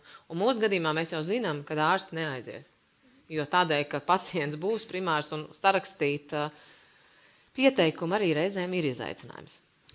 Pilnīgi noteikti, un pa kuru laiku viņš to darīs. Tas nozīmē, ka viņš atņems laiku kādam pacientam, kuram tas ir vajadzīgs. Un, kad mēs būsim gatavi šai sarunai, es ceru, ka pēc iespējas drīzāk. Bet tas, ko mēs arī vakardien arī PMNet diskusiju laikā runājām, ir tas, un kas arī ar igauņu kolēģiem iezīmējās, tās lielākās problēmas ir tās, ka finansējumu mēs ļoti, ļoti koncentrējam tad ekonomikas ministriju uz komersantiem, uz inovācijām, pētniecību, izglītības zinātnes ministrija atkal savukārt ļoti uz zinātni un arī uz pētniecību, un veselības ministrija atkal uz tām savām prioritātēm. Un tur arī, manuprāt, ir tā šobrīd mūsu problēma, kāpēc finansējums arī ir tik sadrumstalots, un kāpēc mēs nevaram bieži vien arī komercializēt šo te zinātni, jo ir tik daudz tie avoti. Un kāpēc mums ir digitalizācijas finansējums, bet tā kā tu Aiga minēji, viņi ir ļoti grūti vienkārši paņemt. Un ja mēs būtu varbūt parunājuši nedaudz ātrāk par to, kā salāgot kā padarīt procesu varbūt labāku tieši arī ārstniecības personālam, varbūt mēs būtu drusku labākā situācijā. Bet es domāju, ka uz nākamo periodu šī diskusija ir jāatver. Tad precīzijas fórumā jau būs jauna tēma, kā mēs beidzot vieglāk nonākam līdz ABC soļiem. Skatoties uz... Un es vēl gribēju papildināt arī par to sadarbību. Jā, mums ekonomikas ministrijā tas, ar ko mēs strādājam, ir inovācijas primāri medicīnā, jo gan ekonomiskie aspekti ilgtermiņā runājot, bet tās sadarbība, tas vārds pats par sevi man jau nedaudz sāk, godīgi sakot, apnikt, jo man liekas, mums ir jāsāk runāt par tādu ilgtspējīgu sadarbību un to, tiešām, kā mēs, kā valsts pārvalde, uzdodam tos pareizos jautājumus, nevis vienkārši sasaucam pie galda. Un tā ir problēma mūsu pusē, man šķiet. Paldies tev.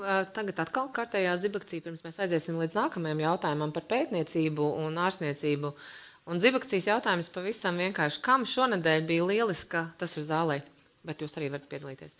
Kam šonedēļ bija lieliska sadarbības akcija, kuras rezultātā viņš nedabūja visus darbus sev, bet tiešām godīgi tika sadalīt pienākumu un viss strādā uz priekšu. Kam šī mēneša ietvaros bija tik forša sadarbība, kur darbi tika sadarbīti un viss gāja uz priekšu? Man bija. Un, ja mēs skatāmies uz sadarbības jautājumu kopumā, tagad būs panelistiem zivakcijas jautājums. Sāksim ar jums, Pugovičs kungs, pavisam īsi. Kas pietrūks Latvijā? Mēs par sadarbību runājam 101 formātā, mums jāizdomā ir cits vārds, jo izskatās, ka tā sadarbība ir tāds kamoliņš, kas ripinās uz priekšu un nezinām, kur ir sākums uz gals. Kas pietrūkst mums? Uz tavu atbildību. Uz tavu atbildību? Jā, uz manu atbildību. Tā kā Normunds un Emīls aicināja beigt runāt un sākt darīt, tad arī tādā sadarbības ziņā ir ļoti laba recepte beigt par viņu runāt, bet sākt par viņu maksāt. Sadarbība nopietni. Ko var valsts pārvalde darīt, plānojot savas programmas, saprast to, ka jebkas, kas ir sadarbības projekts, ir dārgāks, jo viņš prasa to interakciju starp organizācijām, starp cilvēkiem. Tas maksā naudu, tam ir administratīvs apakšā resurs. Vienam visu darīt ir vieglāk, bet mēs zinām, ka tas nav tas, ko mēs gribam dažādu iemeslu pēc. Tad sākam dizainēt programmas, kur par sadarbību tiešām ir samaksāts, jo ļoti bieži mēs nevaram to izdarīt, tāpēc, ka mums ir savādāk. Tad ar šito bumbu. Paldies, Agri. Tas bija īstenībā gandrīz vai ievads tam, ko es gribēju teikt. Sadarbība. Šobrīd mēs īstenojam vienu pētniecības programmu, vienu mēģinām uzbūvēt. Un ko mēs ieraugam? Mēs gribam sadarboties ar slimnīcām. Mums šajā projektā sadarbība ar slimnīcām ir būtiska. Mēs nevaram slimnīcas paņemt kā partneris, jo viņi nav pētniecības organizācijas, viņi ir no šīs aktivitātes ārā. Mums ir kaut kā jāizvingro, lai mēs viņus ārpakalpojumā iesaistītu. Un it kā mēs visi strādājam kopā tajā biomedicīnas jomā, it kā tas mērķis ir tāds vienāds, un kritiskais partneris, tas, kas mums ir nepieciešams, tā būs slimnīcas, viņi nevar šeit piedalīties. Ok, formāli viņi nav pētniecības organizācijas, viņi ir SIA, un mēs viņus nevaram iesaistīt. Un kā, lai šī sadarbība attīstīsies? Viņa attīstīsies, nekur jau nepaliks. Mēs izvingrosim, izdomāsim, bet tas neatvieglo procesu. Tā kā šī te, kā lai saka, ļoti formālā loģika, ļoti pareizā pieeja, kam kādi finansējuma avoti pienākās, tā reizēm traucē. Paldies. Paldies, Liene. Sadarbība praksē, bet reāli, jā. Jā, sadarbība, protams, kā jau teica kolēģi, sarunu līmenī sadarbība var notiekt visur, un šobrīd es tam neredzu nekādus pretestības, un ja tu vien tik gribi sadarboties un pretī atrod tieši tādu pašu atvērtu cilvēku vai organizāciju, tad tas ir iespējams. Reālās sadarbības, kur mēs gribam sasniegt kādu mērķi, tas jau ir atkal grūtāks jautājums. Šobrīd, kā ražotāji, mēs varam teikt, ka mums ir ļoti labas sadarbības ar citiem health tech industrijas pārstāvjiem, ar jaunu uzņēmumiem, jau nevairs ar jaunu uzņēmumiem. Ir arī mums sadarbības, reālas sadarbības ar dažām slimnīcām, bet patiešām ar dažām slimnīcām, tāpēc, ka tas arī neiet viegli, kur, teiksim, kā piemērs var minēt Stradiņas slimnīcu, Klinisko universitātes slimnīcu, kur mēs esam sadarbībā ar tieši ar Emīlu kompāniju, izveidojuši digitalizētu pacientu ceļu krūšvēžu pacientiem un multiplās sklerozes pacientiem. Šie ir reāli sadarbības piemēri, bet vai tas iet viegli? Nē, neiet viegli, lai mēs tiešām sasniegtu rezultātu. Bija tikšanās, arī piemērus no dzīves varu mētāt, tikšanās ar slimības kontrolas un profilaks centru, kur mēs nācām ar atvērti, absolūti mēs esam gatavi investēties visādi. cilvēku resursos, monetāri, tikai ļaujiet mums ar jums sadarboties, jo mērķis mums ir viens uzlabot skrīningu. Un varbūt kaut kā mūsu zināšanas, mūsu prasme un mūsu pieredze un mūsu finansējums var tajā palīdzēt. Nē, nesanāca. Bet es jūs apbildināšu, Liena. 24. oktobrī ir ielikta sanāksme ar visām iesaistītajām pusēm. Tā kā es domāju, ka tas jautājums izkustēsies. Un šobrīd arī ir attiecībā uz skrīningu ir milzīgs sabiedrības spiediens. Tomēr arī, jo tā kā Normans teica, oktobrī ir akcija, tad visu pārējo gadu mēs nezinām, kas notiek. Bet paldies, es nesāku šodien stāstīt par revitalizāciju. Mums ir vēl viens tāds jaunvārds ienācis par veselības sektora institūciju revitalizāciju. Tas ir plāns, ko ministrs nākamajā gadā plāno īstenot, tā kā ļaušu ministram nākt klajā, bet arī būs interesanti. Bet paldies, sadzirdēts un notiks jau konkrēti tālāka virzība. Samanta, sadarbība praktiskā, mēs izējam loku ar sadarbību, un tad mums ir vēl viens palicis intriģējošs jautājums. Jā. Sadarbojamies, bet izlēmjam, tad, kad mēs taisam tās sanāksmes, neejam ārā no telpas, ja mēs neesam uztaisījuši darbu sarakstu. Un tās ir arī tas, ko es absolūti saku arī sev, jo mums ļoti patīk šīs sanāksmītes. Un tas ir jāizbeidz.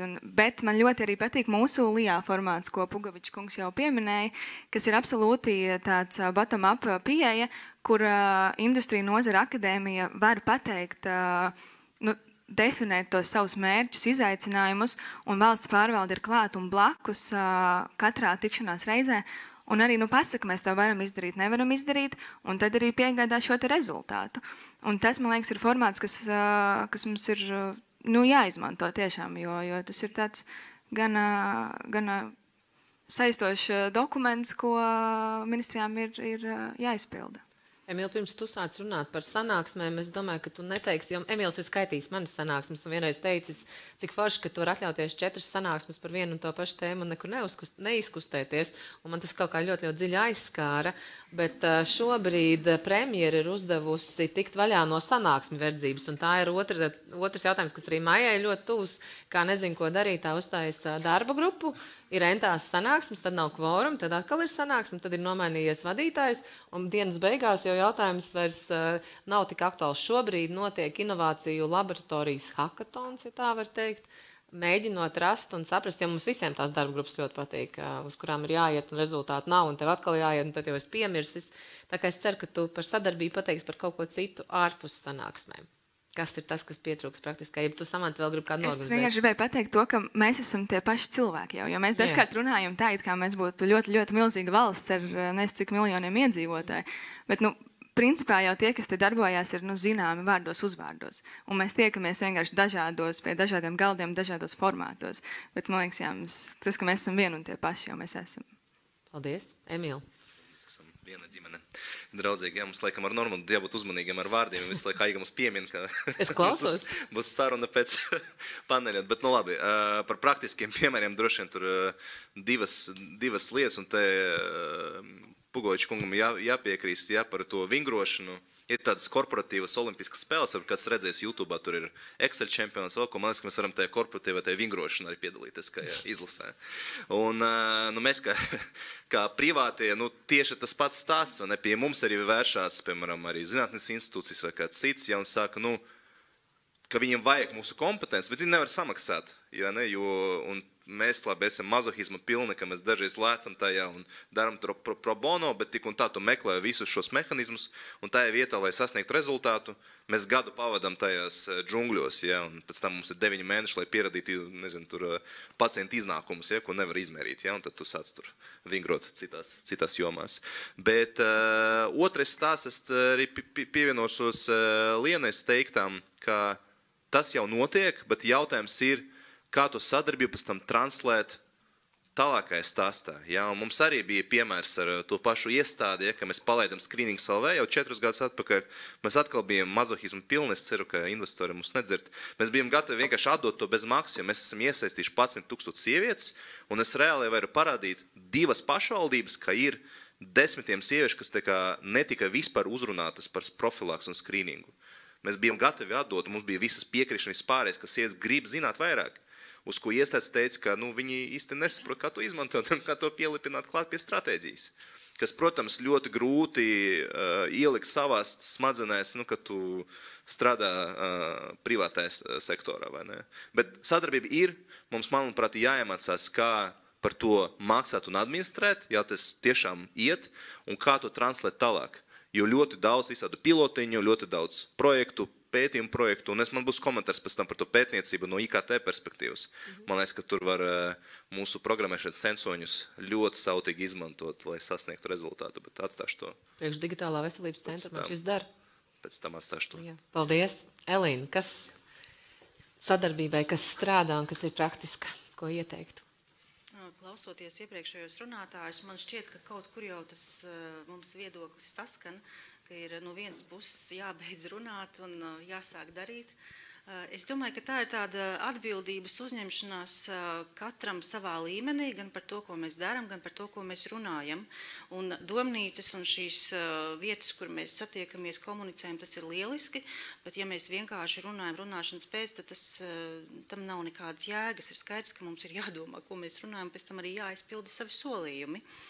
Un otrs, ko es gribētu pateikt, varbūt tas no onkologa nedaudz draudīgi skan, bet vienmēr paskatieties uz to caur tādu prizmu, ka jūs varat nonākt tajā otrā pusē. Un jebkurš no mums var kļūt par pacientu. Jebkurš jau rīt var aiziet pie ārsta un uzzināt šīs sliktās ziņas. Un tajā brīdī, kad jūs nokļūstat otrā pusē, pilnīgi ar citām acīm cilvēks skatās. Pie manis nāk pacienti, mēs viņus saucam par pacientiem, bet viņi principā ir tieši tādi paši cilvēki kā mēs, ar augstāko izglītību, gudri, viņi ir savas jomas eksperti, un viņiem negribās mirt tuvākajā gadā, pusotra gadu laikā. Ja? Tā kā par to vienmēr vajag padomāt, un drusciņ tā sautīgi, bet varbūt to jomu vajag uzlabot, un visu šo pieejamību un sistēmu labot mums šodien jau kopā, ar tādu domu, ja tomēr būs tas sliktākais, ka mums ies labāk. Tikai tāds message. Jā, paldies, doktor. Es domāju, ka šeit papildinot to pašu sakot, kā man cits doktors teica, ir pacienti un tur ir nepietiekami izmeklēt cilvēki. Bet runājot par to, kādā veidā par to sadarbību un kas notiek, man liekas, ka šeit atkal varbūt turpinot arī to nepopulāro viedokli, man šķiet, ka ir vairāki punkti, kurus es sev atzīmēs. Viens, tas ir juridiskais regulējums, kur mēs gan publiskā iepirkuma likuma ietvaros, gan daudzos citos esošās ietvaros, es kā slimnīca, es vienkārši fiziski nevaru, jo pretējā gadījumā man būs knaps klāt, un ar to man tas viss beigsies. Un tā kā ņemot vērā to, ka mana popularitāte tāpat jau nav augsta, tad katrs arī meklē, kurā brīdī to knapu pie manis atsūtīt. Otrs, es domāju, kad ir jārēķinās ar to, kad runājot par mūsu ģimenēm, un kā mēs zinām, latviešu ģimenēs tās attiecības ir ļoti draudzīgas, tad mums katrā institūcijā, un es runāju par 2 medicīnas universitātēm un 2 pieaugušu universitātes slimnīcām, ir daudz profesoru un daudz personības. Un es domāju, ka tā vēlēšanās un tā sadarbības kapacitāte, savietojamība starp atsevišķām personībām ir stipri ierobežojuši spējas, ko mēs esam Latvijā spējuši izdarīt. Un trešais, kas ir saistīts ar šo juridisko regulējumu, ir patiesībā jau pieminētais finansējums, kurš patiesībā arī kropļo to, ka mūsu motivācija slimnīcām ir turēt cilvēku slimnīcā, nevis ārstēt viņus, un tāpat runājot par zinātni un izglītību un sadarbību, mūsu motivācija ir turēt naudu sev un nevienam citam nedot. Bet neskatoties uz to, es domāju, ka es tomēr gribētu pateikt, ka man liekas, ka ir izdarīts ļoti daudz, jo jau šobrīd 2 pieaugušo slimnīcas savā starpā var apmainīties ar datiem, kas ir nebijis precedents līdz šim.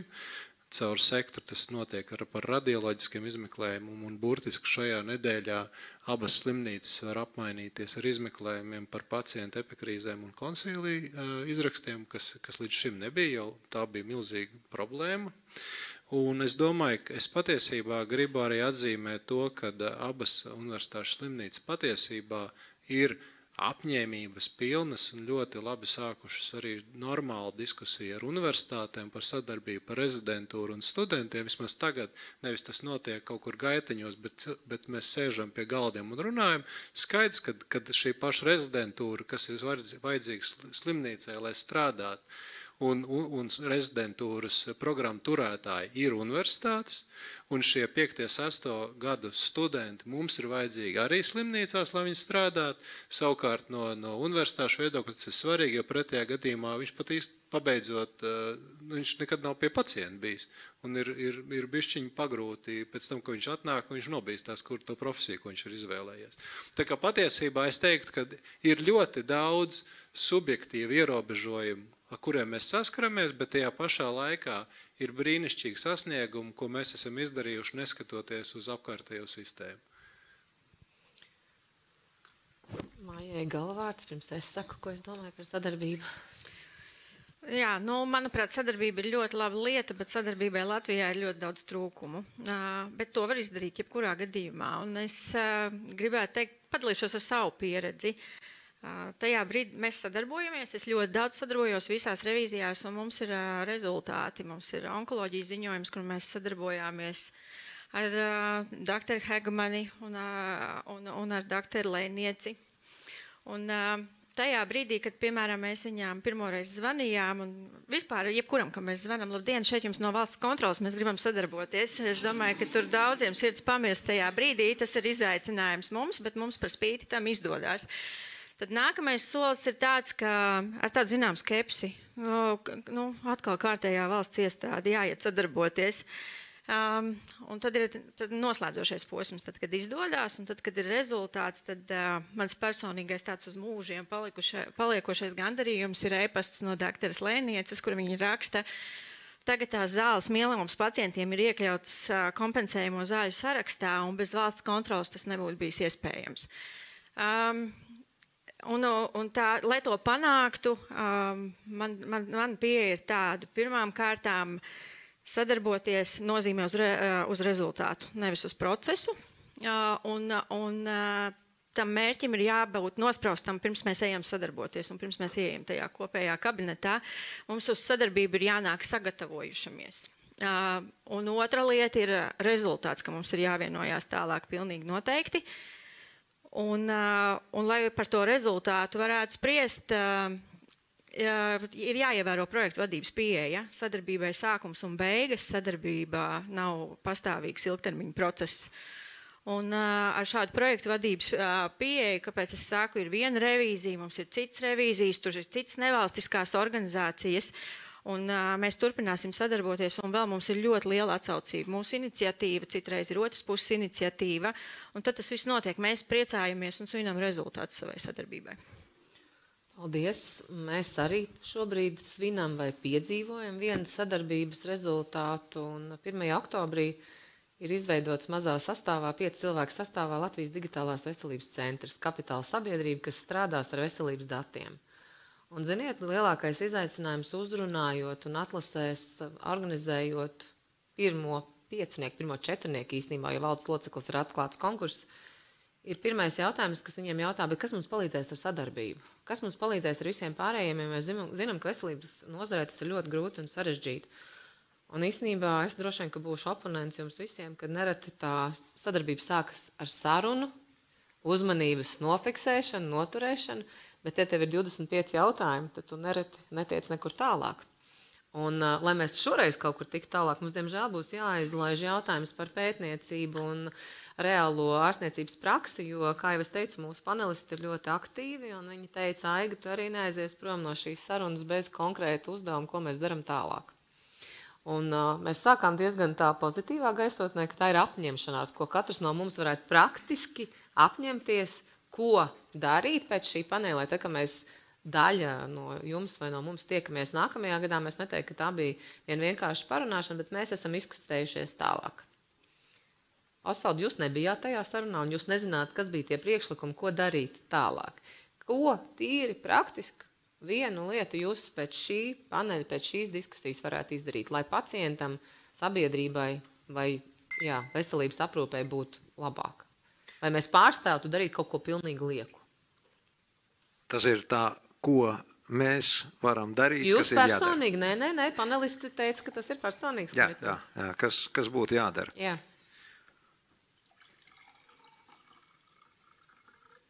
Būtu jānoformulē, tā kā es te tagad teicu par to sadarbību, jā, ka tur formāli, tur nevaram tur izdarīt, tur jāvingro un tā tālāk. Nu tad darbs, kas būtu vienkārši jāpiesēž un jādara, ir uzlikt uz papīra to modeli, ko es domāju, kas ir labs, un doties ar viņu pie cilvēkiem, kuri var risināt šo jautājumu. Es gribētu šādi. Kāpēc mēs pētniecības projektos nevaram iesaistīt, piemēram, slimnīcas, jo tās nav pētniecības organizācijas, bet mums to vajag. Un tātad mums vajag izņemt ārā šo ierobežojumu, ka tikai pētniecības organizācija drīkst piedalīties, un tas būs manā uztverē atrisināts. Labi, ļoti labi izskatās, ka Agrita jau pieraksta, un viņiem būs jau redakcija, ja šis varētu būt kopdarbs, sadarbība pie šīs normas. Jā, es domāju, ka Agrita man kaut ko teiks par šo jautājumu. Liene, paldies! Jā, es ar lielu interesi gaidu 24. oktobri, vai vismaz atskaņas no tā, kas būs nolemts 24. oktobrī. Un atgriežoties vēl pie mūsu tēmas, kuru mēs pavadījām diezgan daudz laika, skrīnings, es ļoti ceru, ka jūs dosiet mums iespējas. Un ja jūs mums dosiet iespējas, mēs tur būsim. To es varu apņemties un apsolīt jums šodien. Līdz ar to manas cerības ir uz 24. oktobru lielas. Vēl viena lieta, ko es domāju, ko gan es pati nevaru izdarīt, bet ko es varu runājot un aktualizējot, ir tas, mēs runājām šodien, un skaidri mēs varam saprast, ka ir jāiegulda vairāk, jāiegulda ir mērķtiecīgāk. Mans uzskats, ka ir jāiegulda tur, kur vismaz caur 2 soļiem tu vari nonākt pie mūsu veselības pamatnostādēs nostādītiem mūsu mērķiem, kas ir dzīves ilguma palielināšana, kvalitatīvo dzīvesgadu palielināšana un novēršamās mirstības. To mēs arī saprotam. Un trešais, ko es domāju, un kas ļoti sasaucās ar šodien mūsu tēmu, mums ir jāpievērš uzmanību un jāattīsta, un es gribētu aicināt, jo to es pati nevaru izdarīt, bet vairāk skatoties uz Aigu, šo skenēšanu, kā angliski saucās horizon scanning, vai teiksim šo apvāršņu skenēšanu, lai mēs varam saprast, kas mūs sagaida tajā tuvākajā vai nedaudz tālākajā nākotnē, kā mēs varam sagatavot sistēmu jaunām inovācijām, jo es kā minēju, tas vairs nav stāsts par tableti. Ja? Kā mēs varam plānot tos līdzekļus, kā mēs varam izvērtēt, ka tieši šī inovācija būs tā, kas nesīs mums vislielākos un vislabākos rezultātus. Mums ir jāgatavojās tieši šai inovācijai.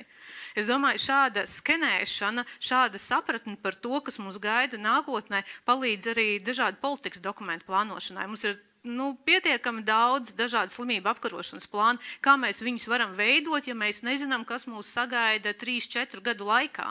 Ja, līdz ar to, un pats galvenais, protams, pacienti, ja mēs varam šo sistēmu sakārtot, šo vidi sakārtot tādu, lai tā ir pēc iespējas nodrošina ātrāk pieejamību pacientiem, tad es teiktu, ka tas ir vislielākais iegums no tā. Līdz ar to es aicinātu padomāt, varbūt veselības politikas veidotāji, stratēģi var šo jautājumu atrisināt, jo līdz šim tas nav ticis darīts, varbūt fragmentāri kaut kur, bet tāda kopēja mūsu nākotnes un perspektīvas apzināšanās, tā mums nav bijusi, kas palīdzētu ļoti arī finansējumā. To es ieteiktu, Aiga, skatoties uz tevi un uz citiem, kas var šo... Tā būs jānāk līdz. Nav varianti, jo horizonts ir pārāk plašs un ir vajadzīgi kādi, kas saka, tik tālu šobrīd vēl nē, bet tik tālu noteikti. Tā kā liels paldies. Samanta. Jā, es varu apsolīt noteikti neuztaisīt kādu lieku sanāksmi. Vai pirms sanāksmēm noteikti definēt skaidrus mērķus, ko mēs gribam izdarīt. Un tāda vēl viena praktiska lieta, ko es noteikti esmu centusies darīt līdz šim, bet arī turpināšu darīt, ir turēšu tās durvis atvērtas un vēršu viņas vaļā arī citiem kolēģiem. Un centīšos arī mūsu mājā maksimāli daudz, cik iespējams arī šīs veselības intereses aizstāvēt un palīdzēt arī ar programmām. Un, ja ir vajadzīgas izmaiņas, tad viņas ir vajadzīgas, un viņas ir vajadzīgas šodien. Jā. Man ir vēl viens jautājums. Ko tu darīsi ar smilšu kasti? Un Smilšu eksperimentēšanas zonu? Jā, mēs taisam smilšu kastes. Man ir 60 iebildumi, 37 priekšlikumi. Tā kā pirmdien es eju uz darbu un adresēšu katru atsevišķi. Tā kā mums būs testēšanas zona Latvijā, inovāciju sandbox, inovācijas smilškastes, tad varēsiet testēt inovatīvus produktus, pakalpojumus vai tehnoloģijas. Un izmanto Ctrl F, kur ir tikai par finansējumu iebildums, tad atsevišķā kastītē no pieredzes. Paldies. Samanta izturību, un es esmu vienu ielu tālāk. Jā, ja kas? Emīla. Ieturēsim to loģiku ar mikrofoniem. Es mēs gandrīz jau pazaudējam savējo. Labi, ko mēs konkrēti, kā privātais, kā jaunu uzņēmums apsolam izdarīt, ir novest mūsu projekts līdz gala stadijai, lai tas nonāk pacientu rokās, ko mēs jau pašlaik darām, ko gan Liena pieminēja, gan arī vairākas citas jomas, ko mēs strādājam ar universitātēm, ar laboratorijām, ar citām slimnīcām, ar pacientu biedrībām, vairākas ārstniecības jomas, bet tas, ko ļoti gribētu tur redzēt, ir konkrēts cipars, ko mēs gribam atrisināt. Jo, kā es jau pašu sākuma teicu, pilotēt ir fun, ir ļoti forši, vai ne? Mans iekšējais bērns ļoti priecējas kaut ko paeksperimentēt, bet pēc tam tu to atnes, viss tādi, super. Jā, bet tas atkal jāizmanto sautīgiem nolikiem, un es vienkārši divas mazas lietas pateikšu. Viena lieta, pasaki konkrēti cipari, ja mēs runājam par skrīningu, uzliekam mērķi. Nākamgad 500 sievietes vairāk. Es tā dulas galvas tagad metu ciparu, ja, bet konkrēti ciparu. Un pret to rezultātu tad arī uztaisam to bonus sistēmu, ka mēs varam gan IKT uzņēmumu samaksāt, gan akadēmīciem, gan slimnīcam, jebkam, kurš to atrisinās. Un te man gribas pielikt piemēru no viena NHS trastes, jo, man liekas, visiem jau izkalas smadzenes ar to. Ja. Viņiem bija 2 fāžu finansējums. Un kā viņi to izdarīja? Nevis tur veselīgai Lielbritānijas nācijai un visu šito nākotnes redzējumu, bet konkrēti stāstu. Viņi gribēs samazināt gultas aizņemšanas dienu skaitu konkrētais slimnīcās. Tu piesakies ar savu pieeju, un vienalga, ko tu darīsi, vai tu būsi tur doktora klauns pakalpojums, ja, kurš tur priecās cilvēkus un viņi ies prom priecīgi, ja, vai tas ir kāda medikamenta, vai IKT risinājums, whatever. Tu izdari to, tev dod pilotēšanu nelielu summu, un tev vajag riskēt, viņi deva tur 50 vai 100 tūkstoši marciņas, neatceros, bet mazu summu, tu parādi rezultātu, kad iet šitā likne vai šitā, ja viņi iet šitā, samazinās, tad tev dot jau 1 miljonu, un tad tu šitā arī kustini uz priekšu. Nevis tā, ka mēs bieži vien daram, mēs izsludinām to nākotnes vīziju, mēs darām 3 gadus, mēs uztaisam 2 publikācijas, ja, disemināciju vienu, ja, un tur uz Latvijas avīzē aiziem vai vēl kaut kur, un tad viss ar to beidzās. Un otrais tas, ko es gribu ļoti sautīgi nolikiem izmantot, mums ir kauze ar praktiskas ievirzes pētījumiem, kur ir ļoti daudz IKT projektu. Es pats biju vērties gan mākslīgi intelekta risinājumus, tur datu apstrādē un tīri, ja, un man ir vairāk studenti katru gadu Latvijas universitāte, kuri meklē jēgu savai programmēšanas iemaņām, jo viņi negrib vairs rakstīt vienkārši diplomdarbus. Paņēmam tos finansējumus un uzliekam konkrēti atkal mērķi un ciparu. Jums ir grūtības palīdzēt ģimenes ārstiem tevi žungļus orientēties. Reku pētnieku komanda, kas saņem 300 tūkstoši, 600 tūkstoši vai miljonu, uzliekam viņiem šo KPI, viņi ir priecīgi, viņi strādā pie savas zinātnes, mums ir pievienota vērtība, ka mēs samazinām izmaksas un daram jēgu. Un šeit ir atkal tā paradigma maiņa bišķīt. Jā, aizrunājos, sorry. Nē, viss kārtībā, labi. Paldies, Elīna. Jā, ja jautājums par to, ko es darīšu personīgi uz priekšu, es domāju, ka es darīšu tieši to pašu, ko līdz šim ārstēšu pacientus, ārstēšu to labi un celšu savu kvalifikāciju. Es domāju, tas ir tas, ko ārsts var atbildēt, un es arī novēlētu arī pārējiem onkologiem, ķīmijterapeitiem, arī citiem onkologiem tieši uzturēt savu kvalifikāciju, atbildēt par to, ko dara, darīt savu darbu kvalitatīvi un, protams, arī, kas būtu vēlams, mācīt jaunos kolēģus, nodot tālāk savas zināšanas. Starp mums ir ļoti daudz gudru, kompetentu ārstu, kas varbūt nedalās ar savām zināšanām un iemaņām tik plaši, kā vajadzētu, bet es domāju, jo vairāk mēs to darīsim, jo mūsu ārstu sabiedrība būs izglītotāka, un es ceru, ka arī nākošgad šajā formā piedalīsies daudz vairāk klīnisko ārstu. Mēs te redzam daudz pētniekus un tieši ar klīnisko darbu nesaistītus cilvēkus, bet tos vajadzētu te vairāk aicināt, lai viņi redz, kas notiek šajā preklīniskajā fāzē. Un es domāju, ka kopā tad mēs arī sasniegsim labāku rezultātu. Paldies, šis man ļoti patika. Normandi. Jā, es arī turpināšu darīt to pašu, ko es esmu darījis līdz šim. Un, ja līdz šim man ir izdevies, neskatoties uz visām darbībām, ieviest tātad šo radioloģisko informācijas apmaiņas starp universitātes slimnīcām un tagad jau arī epikrīžu un konsīlī, tad nākamais tie ir laboratoriskie izmeklējumi. Un mana misija par slimnīcu informācijas sistēmu vienotu, kura strādā, tā ir viena lieta, ko es pilnīgi noteikti, kamēr es te būšu, es to strādāšu un katru dienu maziņš solīts tiek paspērts uz priekšu.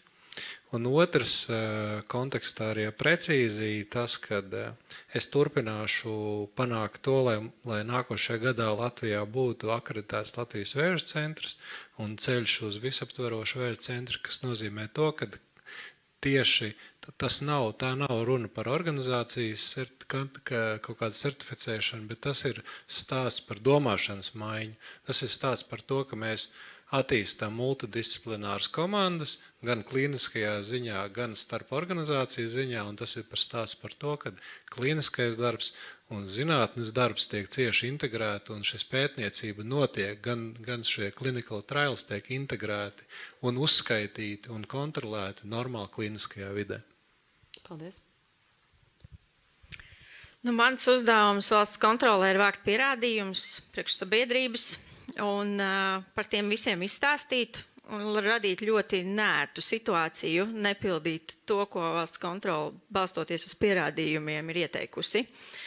Es to turpināšu darīt, lai cik nērti es nebūtu un līdz brīdim, kamēr es kļūšu tik nērti, ka es to vairāk nevarēšu darīt, bet šobrīd mans uzdevums un man ir prieks, ka man ir izdevies izveidot komandu, kura neatkarīgi no tā, vai viņi vadījuši es, turpinās man iesākto darbu. Un mūsu uzdevums nākamajā gadā, mēs veicam revīziju stacionāros, mēs meklēsim naudu veselības aprūpes sistēmā, kur varēs ieguldīt inovācijās un uz pacientu orientētā ārstniecībā. Tā kā šī revīzija milzīgi izaicinošs projekts, viņai mums ir jāatrod pareizais gals, no kura tam ķerties klāt, un tas ir viens izaicinājums. Bet es iemetīšu intrigu, tāpēc, ka es jau teicu, man patīk uz projektu principiem balstīt darba pieeja, un valsts kontrolas revīzijām ir divas daļas. Viens ir savākt tos pierādījumus, faktiski 3, vispirms atrast pareizo tēmu, pēc tam savākt pierādījumus un sniegt rekomendācijas, un tad viņus uzraudzīt, un tas ir tas svarīgākais posms, jo, ja viņas tos ieteikumus neievieš, nekāda jēga mūsu darbam nav. Un onkoloģijas revīzija ir tāda, es gribētu teikt, tāds unikāls izņēmums, tādēļ, ka ir daudzas revīzijas, kur tā aktualitāte paliek kaut kādu laiku pēc publiskošanas, un tad viņas aizmirstās, un pēc tam, pēc 5 gadiem tā smuki norok tos ieteikumus, jo vairs jau nav aktuāli, un tas beidzās, bet onkoloģijas revīzija kopš publiskošanas turpina būt aktuāla. Visādos veidos, un tas vienkārši parāda to sabiedrības pieprasījumu pēc tā visa. Un es gribu teikt, ka onkoloģijas revīzijas tā otrā dzīve nav vēl beigusies, un ja izdosies, un būs vajadzīga arī sadarbība, tad es ceru, ka jūs pēc 3 mēnešiem maksimums redzēsiet rezultātu, tad dzirdēsiet par to. Ko? Man apņemšanās ir palikt tikpat drosmīgai kā šodien, nākt gudrāku par mani cilvēku priekšā un arī auditorijas priekšā no tā nenobīties, mēģināt noturēt visus zālē, cik nu ir iespējams, bet mēs aizmirstam vienu lietu. Latvija ir ļoti maza un unikāla valsts. Vienlaiks Latvija ir ļoti liela valsts. Vakardien vakarā man profesori no Floridas teica unbelievable. Un man likās, ka viņi man tūlīt stāstīs par zinātnisko molekulāro sadalījumu un kaut ko tādu, un es jau sāku mēģināt domāt, kā es to sapratīšu, ko viņi stāstīs. Un viņi saka, jūs esat tik mazi, viens otram tik tuvu. Man Amerikā iedomāties, ka es sēdēšu kādam politikas veidotājiem blakus vai kādas citas lielas slimnīcas kolēģim, tas ir tā kā neiespējamā misija. Viņi saka, jums tā misija ir iespējama, izmantojiet. Līdz ar to es gribētu teikt milzīgi paldies maniem panelistiem šodien. Osvalds, Liene, Samanta, Emīls, Elīna, Normunds, Maija. Un ziniet, ko mēs gandrīz iekļāvāmies laikā. Paldies, un viņi ir jūsu rīcībā citiem jautājumiem. Paldies!